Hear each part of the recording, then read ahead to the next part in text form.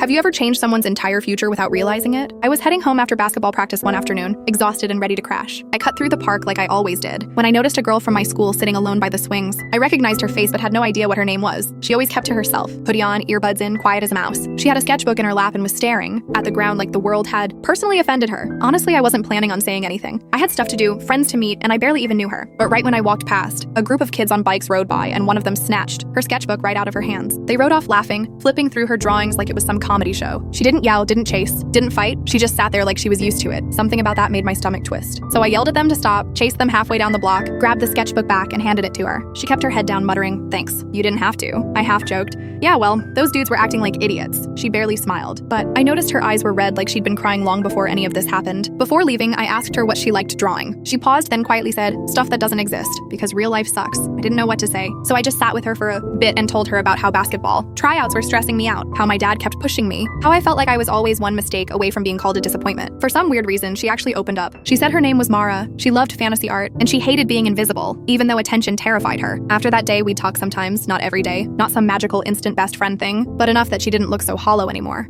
Slowly, she started drawing during lunch instead of hiding in the bathroom. People eventually noticed how insanely good she was, and teachers encouraged her to join art competitions. By senior year, her artwork was hanging in the school hallway, and everyone talked about how talented she was. I honestly forgot about that first day in the park.